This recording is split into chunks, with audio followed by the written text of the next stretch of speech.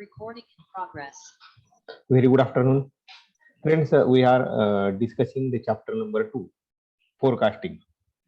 Yesterday we have discussed about the basics of forecasting, the objectives of this basic, what is the scope of this forecasting.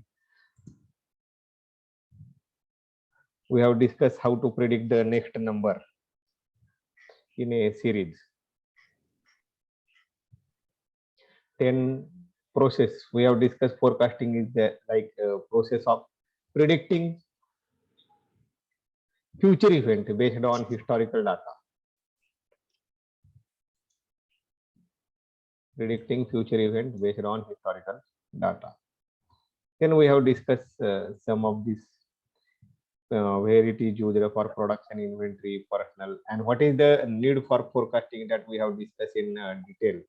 The areas of application we have discussed, and then where is the need of this particular forecasting. So this point we have discussed. It will assist in decision making. Then depend upon the future sales. Forecasting is predicting the future sales. Then it will help to schedule the production activity to ensure the optimum utilization. Very important aspect is the planning of materials. Material planning, it is useful, and as a whole, it is very much essential for product design and development. So these are some of the points.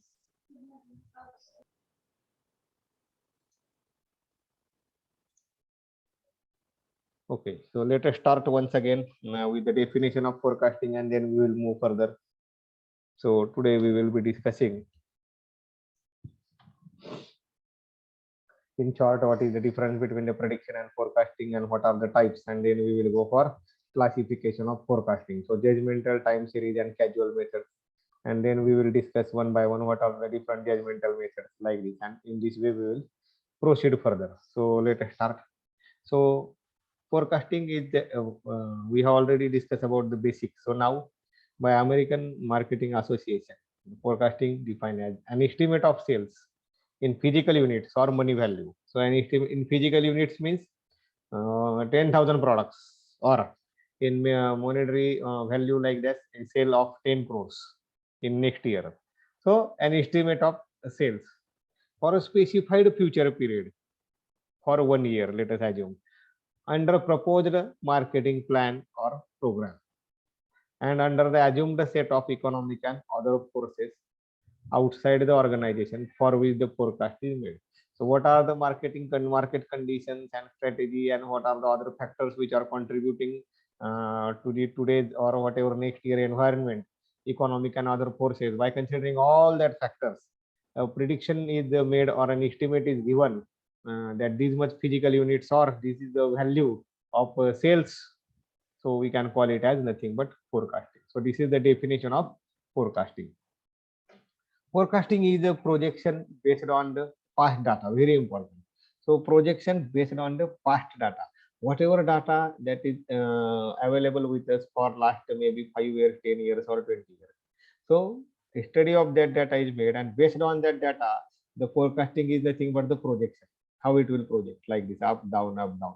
So it is the inference based on large volume of data of past performance.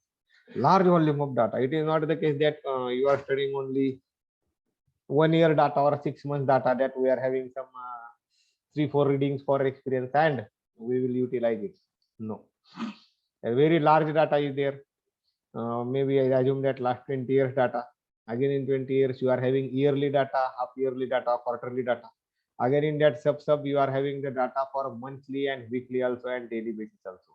So you can predict by considering these all, that what is the trend for a day, what is the trend in particular week, month, and particular quarter of that particular year, and then half yearly, and what is the total sale in complete year.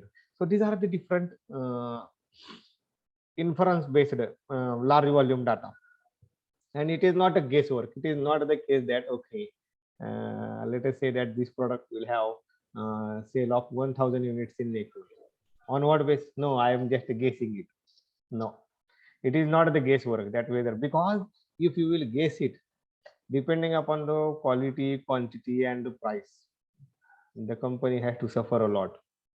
So it is not a guesswork. Definitely it is the work on historical data, not only reference of historical data, analysis of the historical data, and then finally you can say that based on this analysis, these are the trends and this is going to happen, and based on this the forecasting is made. These are the some characteristics you can say about the forecasting. Then prediction and forecasting, let us have some look toward this.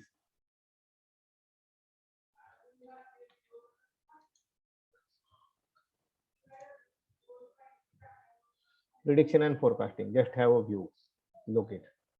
So we are saying that it is prediction, it is estimation, but the prediction based on some predetermined values, some historical data, and analysis of the data, and based on that data, the prediction is there. So estimate of future events through subjective considerations other than just a past data. Here prediction means estimation of future events. Forecasting, estimate of future event achieved by systematically combining and casting forward in a predetermined way about the past data. The past data is taken, it is systematically combined, and based on that data, some estimate is made. Forecasting. A good subjective estimation is based on manager skills, experience, and judgment. What is written here? A good subjective estimation based on the skill of manager, experience, and judgment. In forecasting, it requires statistical and management science techniques, not only managerial skills, statistical and management science techniques. There is influence of one's perception and bias in prediction.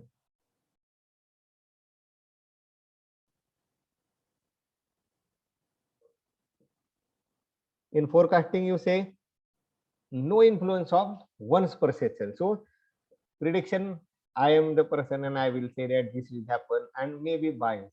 For example, a prediction of let us take any match is going on. Most interesting topic that India Pakistan. As anyone of the Indian, irrespective of the score and what is going on, anyone will say that India will. If we take the other side of coin, if you ask this question to the one of the person from Pakistan, definitely he will say Pakistan will win. So here the bias comes play. Bias means what? Irrespective of the whatever data, historical data, and whatever the current situation scenario in your hand, still some other factors dominate as a person's own perception. This is the bias you can call, and less accurate and low reliability in prediction. This is more accurate and high reliability. So this is, I can say, just some of the difference in this prediction and forecasting.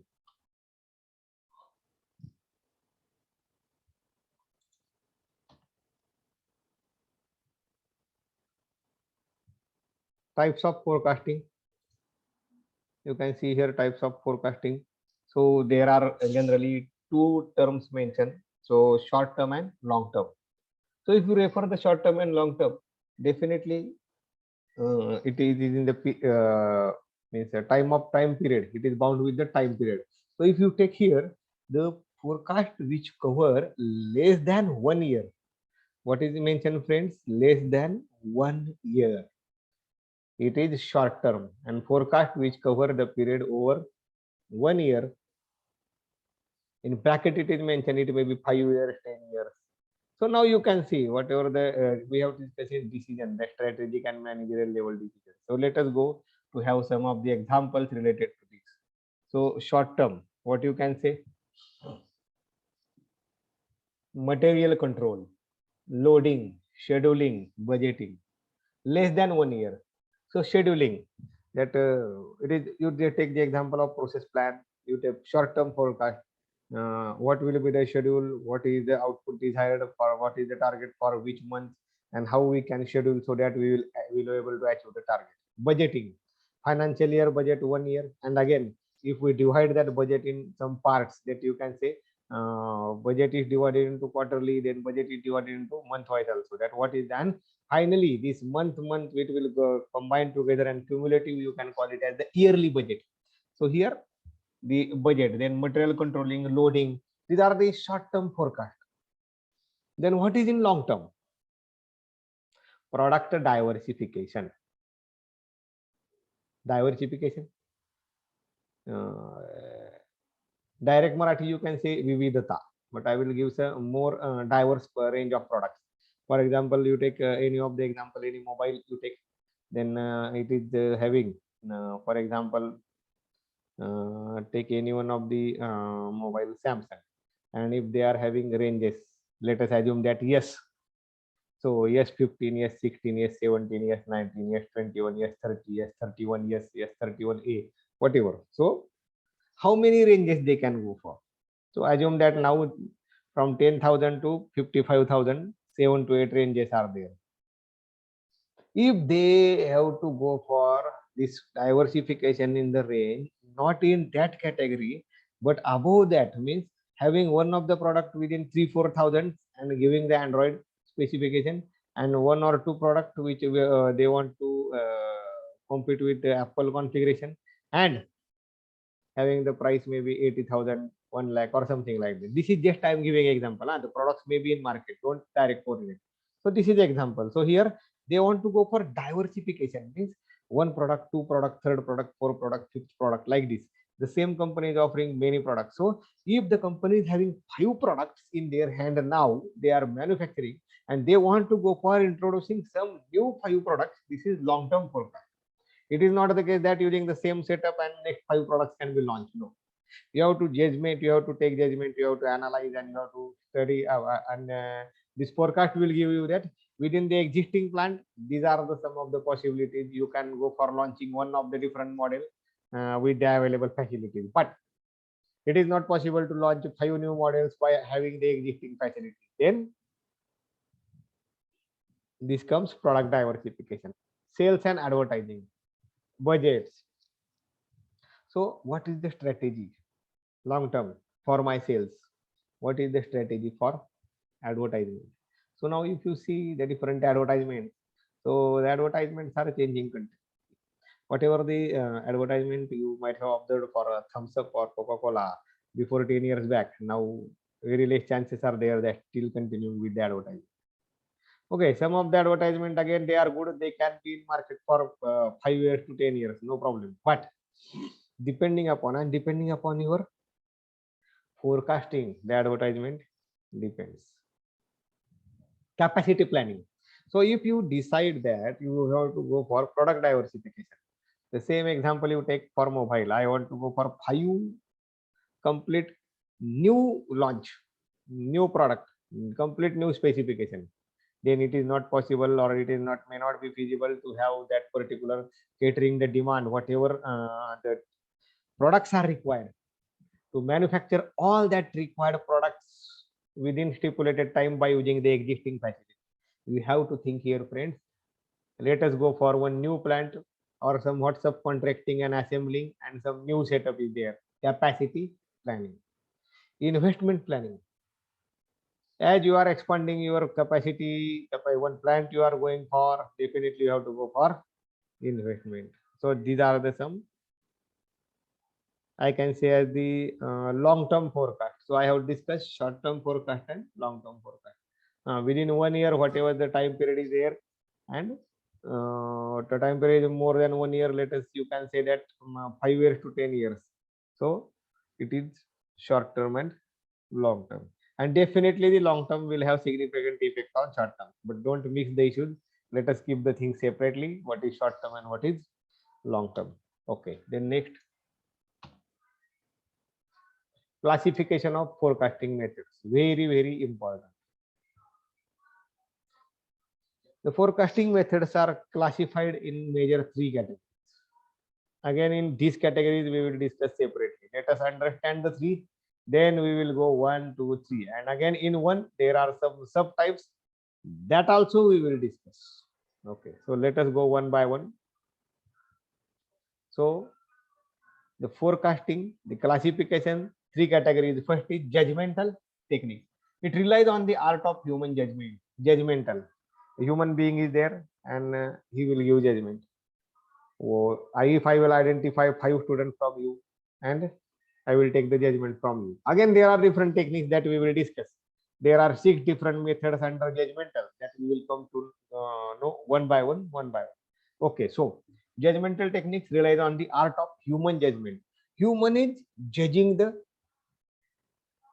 whatever evidence things are there, and prediction will be made accordingly. Here you can say judgmental technique based on the art of human judgment. The human is giving judgment. Time series methods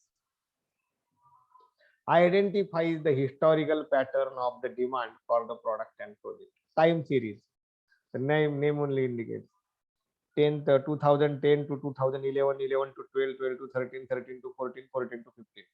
Then again 2010 to 2015, 5 years time series. What is the pattern in the history for demand of the product? 10,000, 9,500, 9,850, 9,600, 11,000, 2016, 17, 18, 19, 20 respectively. So you will come to know that what happens in 2020. The products range is increased up to 11,000.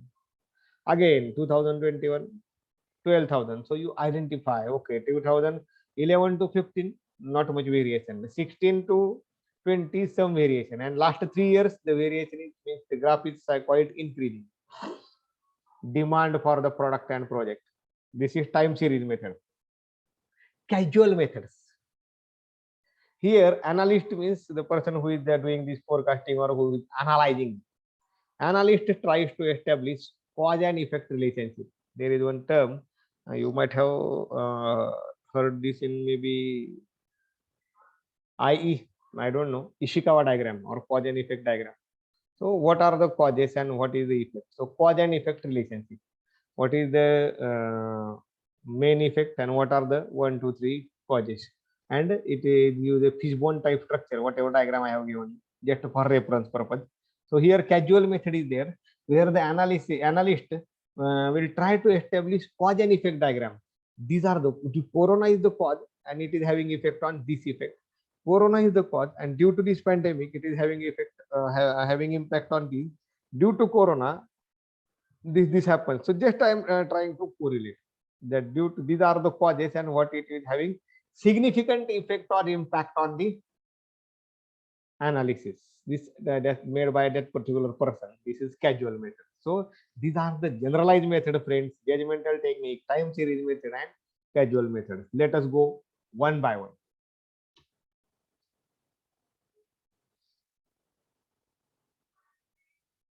So here there are 6 different techniques.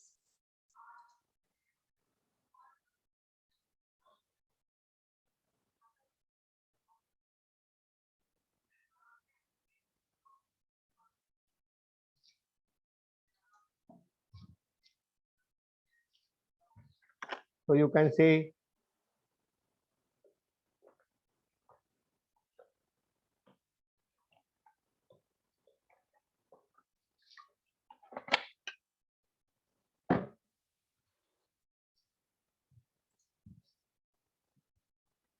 judgmental technique. So we have discussed very first judgmental technique. You can see here it is the art of the judgment. What we have discussed, it is the art of human judgment. Now let us see, there are different methods, different judgmental techniques are given, 6 techniques. So let us discuss one by one. So these are the commonly used techniques in business and industries. This is a subjective method where there is a heavy reliance on the past experience of the person and skill. So this technique, judgmental, if I am the person who is giving judgment, then this is subjective technique. The judgment depends upon not only historical data, but also past experience. What experience I am having and what is my skill. This is the this is having impact in the judgmental technique. So the person who is giving judgment, the past experience of that particular person and the skill of that particular person, it is having heavy impact, or this method is relied on these 2 things. Okay, the various judgmental techniques are, so let us go one by one. Opinion survey method, number 1. Number 2, executive opinion method. Number 3, customer and distributor surveys. Number 4, marketing trials. Number 5, market research. And 6, Delphi method. So some of the methods are giving you meaning self-explanatory, and some that we discussion is required. Still, we will discuss all the methods one by one. So method number 1 for judgmental. We are discussing, friends, the judgmental techniques where these are heavy relied on the experience of the person and the skill. One person is giving the judgment.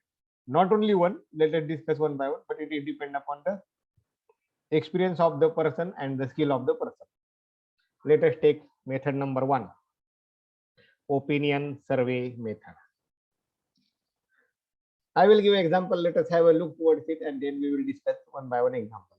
So opinion survey method is relatively simple and practicable method for forecasting demand for new products. Whenever the new products are there, the opinion survey method is one of the good method. In this method, opinions are collected from the prospective buyers regarding why they buy a particular product and what they expect from the product. The sampling technique is used to survey the customers. Sampling, if there are 1 lakh products in market, then the opinion is not taken from 1 lakh. The opinion may be taken from 100, 500 or 1000. And from the representative sample, it is possible to forecast how the targeted population respond to the product. So this is opinion method. It is a very simplest method and practical method also, where demand for new product is forecasted. So in this method, we just let us take example that prospective buyer. So any let us take example that new pen is launched. A new company, you can say, of the pen, and they have launched a pen. So let us take Cello.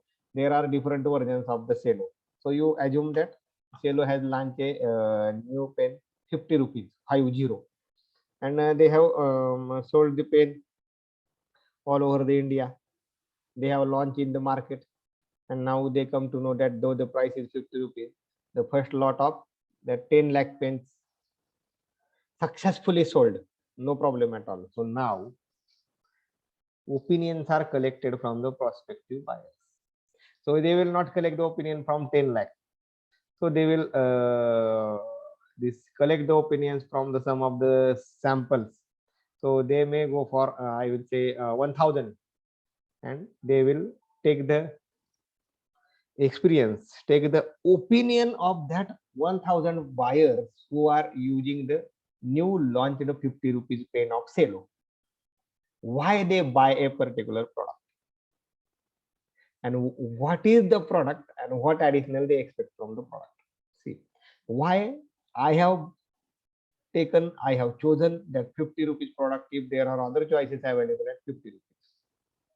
Okay, what I am expecting, as I have spent 50 rupees, whether it is giving as per my expectation, as per the value for money for 50 rupees, or what I expect additionally for the product.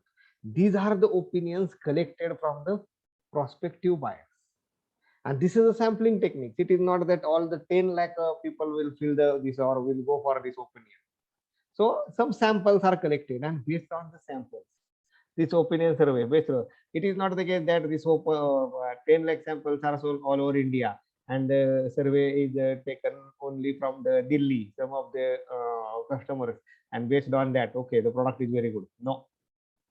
Let it be the survey, the opinion method, prospective buyers, they may be collected, some from Delhi, some from Kolkata, then Pune, then Mumbai, some from Assam, like this, or some from Kanyakumari or Bangalore or Hyderabad, Gujarat, whatever. So, and again accumulative. So 50 samples in every different region, and then they will analyze that. They will go for analysis. What is the opinion of that different buyers? What they feel about the product, and based on the representative sample, it is possible to forecast that how the targeted population respond. So whether to continue with this 50 rupees product, or to just go for reducing the demand, or we will go for increasing the demand. If it is the case that the product is the more than value for money, 50 rupees is nothing, such excellent product is there, and if the product is maybe for 78 rupees, still also the people will perform. So what a nice product given by this cello company or any company within just 50 rupees. Like that response they will get from 957 out of 1000. Definitely they will keep the target same, or they will raise somewhat target, because they will find that happy customers are there, customers feeling is good about their product. And if the customers are saying more value than money, whatever we have given, your product is giving more than expected, then definitely you continue with the same, or the sales can be increased. So this is opinion survey method. It is just collecting the opinions from the buyers and asking that why a particular product, what they expect from the product, and what is the additional that can be added to the product. And based on this, the analysis or forecast is made. So friends, this is our method number one, is I will call it as opinion survey method. Number two, executive opinion method. Executive opinion. So in the buyers, whatever those who have purchased that particular pen, just I have given you example, the opinion is taken from all that buyers, and the analysis and the forecasting is made. Here executive opinion method, the expert opinion is sought on the future demand for the product. See, the opinion is not taken from the buyers, opinion is taken from the expert.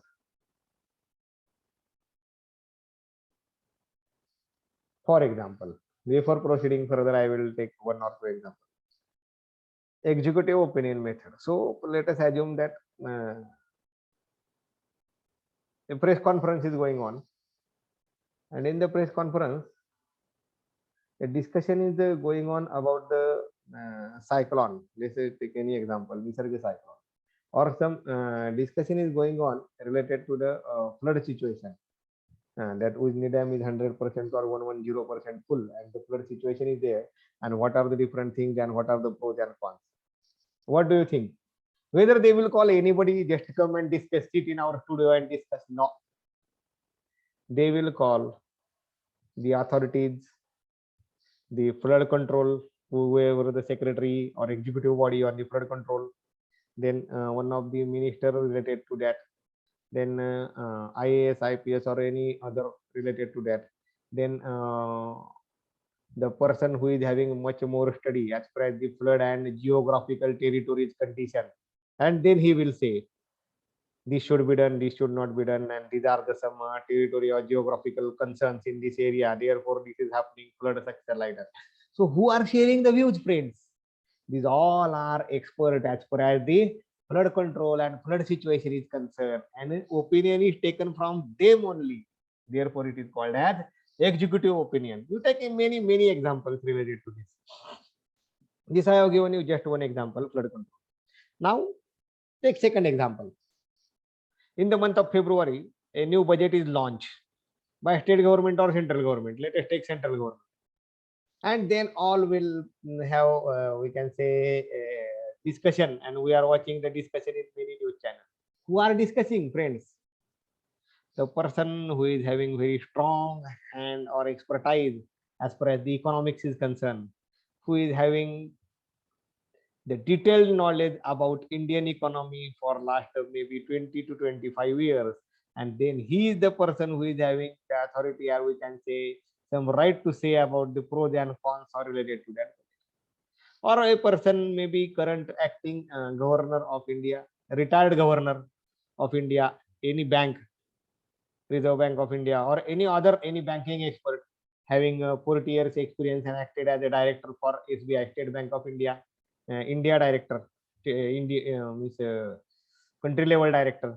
So these are the what I want to say, what I want to create the feeling that these are the experts who can talk related to what are the pros and cons, and how the budget is beneficial or not beneficial, or something what they want to say in the conference of that particular budget. So they can give their executive opinion. It is not the case that anyone will come and say this budget is good or this budget is bad. No. So these are the some of the examples. You take this example any time, anyway. You take this example. So you might have seen the IPL and the different matches and different commentators, and then whether they are asking to anybody what you feel, no, they will ask to some person that this is the scenario, what you feel and what is going on, and how, what is the further strategy, how should they play, like that, etc., etc. So these are the executive opinion method. The persons already proved as they are executive and their opinion is taken. So this is the method number 2 in judgmental executive opinion. It is the bias and subjective, as it is not backed with any scientific method or statistical data. So see here, it is a person oriented method. The retired governor of India will say something.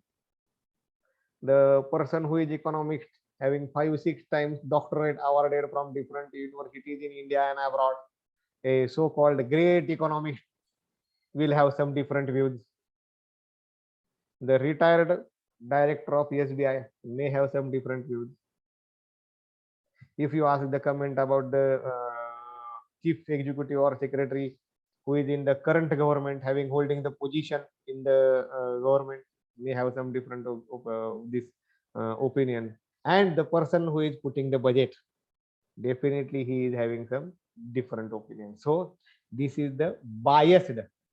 They their statement, whatever these executive persons or executive people will speak, they will there is no any scientific or statistical data.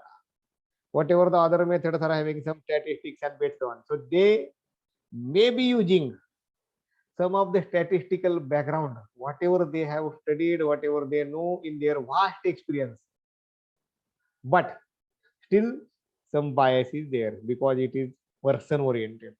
It is person oriented. And again, if you want to see how it is biased, then you just see after budget the meeting. So irrespective of what budget is there, the different parties are giving different comments. You can say, let us take expert members. One of the expert economists from each party, all are economic experts, still they have the different opinion. Why? Bias, having the background of different political parties. Bias. So I don't want to see go with the political parties, etc. Leave it. I want to highlight the word bias. So this is, as it is executive opinion, it may the chances that it is biased. The accuracy of the predicted demand depends upon the skill and expertise and experience of the person making the forecast. The accuracy of the predicted demand. Who is predicting? The person is having 35 40 years experience and acted as a governor of 1 2 3 banks, governor of India, whatever. And if he is making, though his experience, his expertise as far as the Indian economy and other things are concerned, who is making the forecast? So this matters a lot, friends. This matters a lot. What is the person? What is the expertise of that person? What is the experience of that person in the field for which he is giving executive opinion? And based on this, the further things work. So the accuracy, whatever the accuracy of the demand, it will be depend upon the expertise and experience of the person, the executive who is giving or who is predicting. Very simple. This method, now I will say, I am also, just to take example, that one of the economics, or you take this one, let us leave economics, some other example we will take. In our engineering sector, you take the example of steel. So the price for raw steel and the requirement of raw steel and the current scenario for, you can say, the petrol and oils, etc. And then one of the expert having 4 to 5 years experience, but still he is working in that particular era. And one of the other person who is having 35 to 40 years experience working in the same era, definitely the prediction by both these persons will be different. Time being, you can say that 5 years experience person is also having very good command, great command on the topic. Still there is some difference. So the accuracy of this predicted demand, it depends upon the expertise and experience of that person. The method is used for demand forecasting of established products. So where it is used? For demand forecasting. What is the demand for any particular product? So This method is used for demand forecasting, how the demand will be there in near future. Okay, next, customer and distributor survey, method number 3. So you see, name only, customer, who is using that particular product. Distributor, it is one of the channel.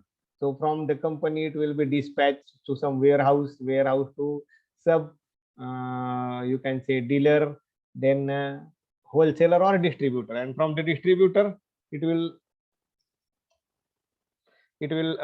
subjected to, or it will provided to sub distributors, wholesaler and retailer and customer, or in many of the case directly distributor to customer, depending upon how long the chain is, depending upon the company, what are the different stages that are in between. So here the individuals who have bought the product can be asked the reason for making the purchase. I am a customer. If I have purchased any one of the product, then the company will ask me that why I have chosen that particular product. What are the reasons for making the purchase of that particular product? This question is asked by the industry or company to the customer. The questionnaire can be given along with the guarantee cards. Very, very important, friends. Now, if you purchase a product, let us say that if you purchase a bike or any other thing, and the company will ask you to fill a form that why you are preferring this our particular, for example, let us say that TVS Victor or a TVS Jupiter or a TVS Star City or TVS Radeon, whatever different models available. So why? Whether you will fill the form, you will take the form, one or two will fill, other will take, okay, I will fill, and they will give it to back, or they will not fill. So company persons are very smart, along with the guarantee card. So what is the guarantee of your bike? No guarantee, or some 1 year guarantee for some of the parts. Okay, we will give 2 1 year guarantee more. We will give you this additional spare parts guarantee. We will give you one servicing free. So they are giving something additional, and then they will provide you. This is the questionnaire. This questionnaire you have to fill, because if this type of things are not given, it is may not the chances that all will fill. See, the customer should invest his he don't want to waste his 5-10 minutes, though it is the survey. So he, from the industry point of view, it is very, very valuable, or from customer point of view, what I get if I will fill the survey, not to me, then why I should leave it? This may happen. Therefore, the questionnaire can be given along with guarantee card, some of the supplements, some of the offer, and then questionnaire. Fill the questionnaire and get the coupon, something like this. Okay. So this is the survey from the customers. Okay. Estimate of expected sales, distributor survey can be requested from retailer outlets and company sales forces. Now assume that let us take that example. So we have taken the example of Jupiter or TVS, any TVS. So you take the TVS example, and the distributor is in, maybe you assume that in Solapur you take, or in Pune. So expected sales based on the last year, whatever the demand distributor knows, he will say that for this Deepavali, I want, considering all the demand, 5,000 Jupiters. So one of the small showroom in Pandharpur may have 50 Jupiters in stock, because people are demanding more and more. So this is the estimate of expected sales. Why I have given this example, this particular Jupiter, if you think the growth, so when it is launched, maybe 2000, they don't know exactly, just you Google it, 13 or 14, having the price of 54,000 and 56,000 or 57 with accessories. And if now you purchase in the current scenario situation, with all the things, the price is about 90 to 94,000. See, 56,000 to 94,000 in 6 years.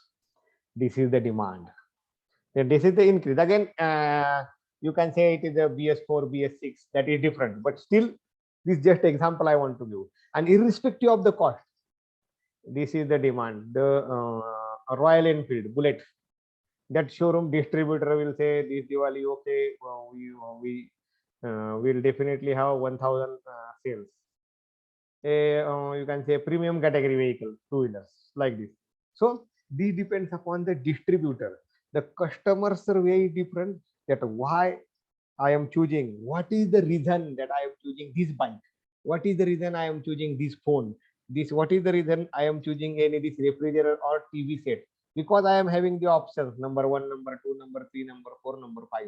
What is the reason why I am choosing this product? This is the questionnaire, and some additional questionnaire is there. This is from customer side, and from distributors also. Distributors is in contact with many of the customers. So all the customers are not giving direct feedback. So if the distributor comes to know that this is the problem with this and these are the problems need to be encountered, so he will predict the demand, and if he receives some of the problems, then also that will be conveyed from the distributor directly to the company. So this is about the customer and distributor survey. Many companies heavily rely on the judgment made by their sales personnel. Very important.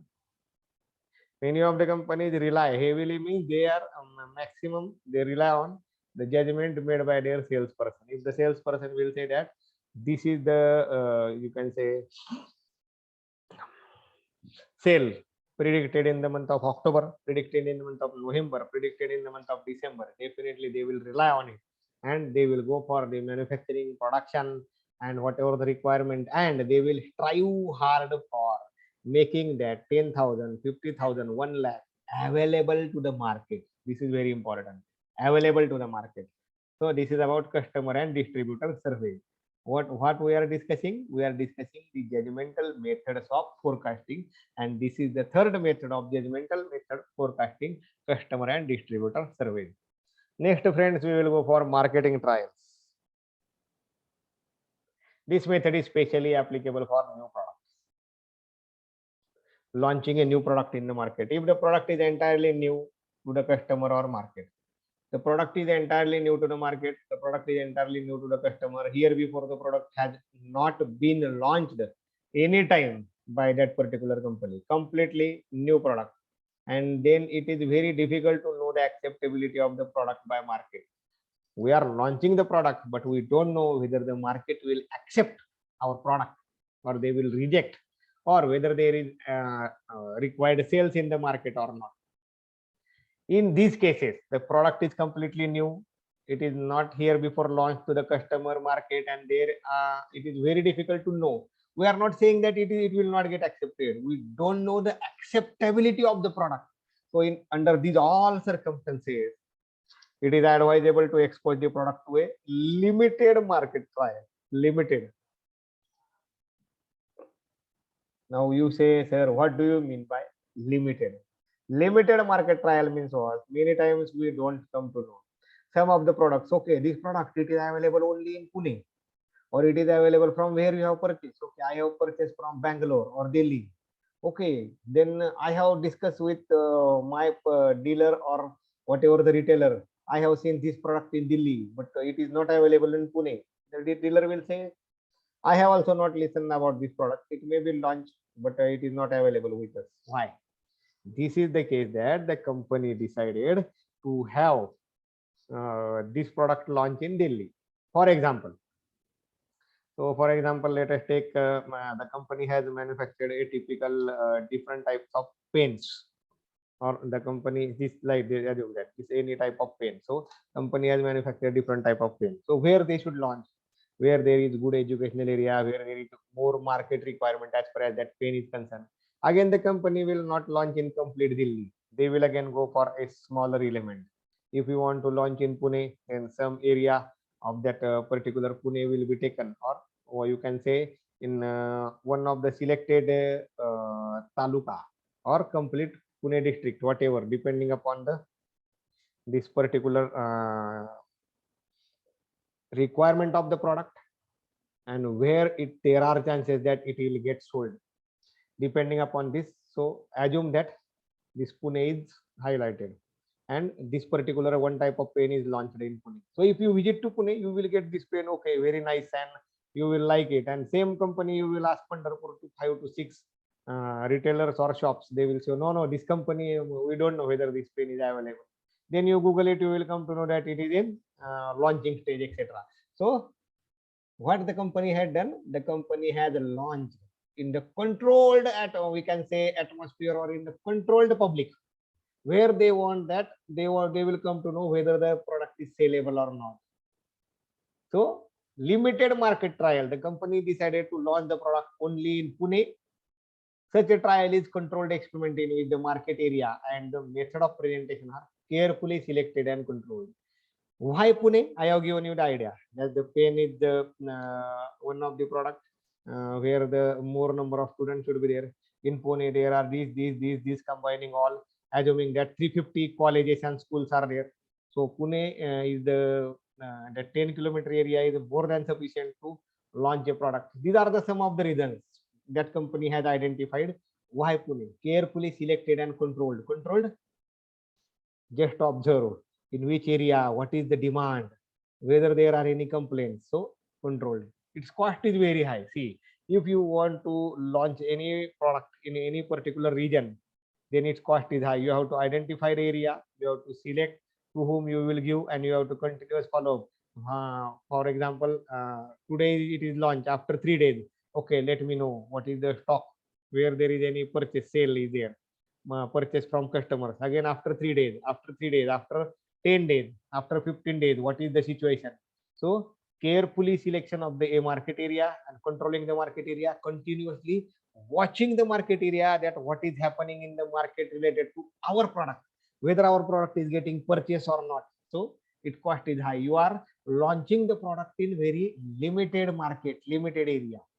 This method is normally recommended for consumable like cosmetic, toothpaste. Just I have given you example of pen. So it is for cosmetics also. It is for toothpaste also.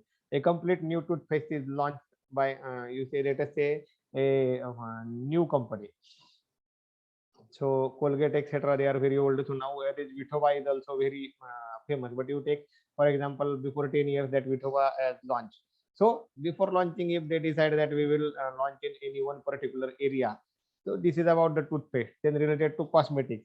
So if any one of the company the launching some of the product in cosmetics, so maybe talcum powder or maybe any other thing, so they will launch that product in particular one area. So for that cosmetics you take, they will launch particularly in Mumbai area, in Bangalore. Okay, then maybe in Delhi, in Hyderabad, some you can say good, or some metro, something like, or some high cities, and then they will analyze the particular sales of that particular product in the carefully selected and controlled market area, and then they will come to know what are the further strategies that are required to be applied as far as sales of that product is concerned. So this is marketing trials for the new product, newly launched, not launched here before. We don't know whether the product is getting accepted or not. In such circumstances, analyze, identify the market in which particular area it will be launched, and then in controlled market you have to launch it, and just go for analysis whether that particular product is getting sale or sold, and based on that further strategies are required to be decided. For example, the cosmetic product talcum powder, a new brand which is not heard here before, a very huge response in particular Mumbai, then they will launch in complete Maharashtra, then they will launch in 3 or 4 states, and then they will launch in complete country also, India. So depends. So what they have done first, they have launched in Mumbai. So these are the some of the things. This is about marketing trials. So friends, we are discussing the classification of methods, forecasting methods. So very first, judgmental technique. In the judgmental technique, today we have discussed about the opinion survey method, then the executive opinion method, customer and distributor surveys, and marketing trials. Still 2 methods are there: market research and Delphi technique, that we will discuss. Then we will go for second method. So this is about today's. Thank you very much. Don't leave, just wait.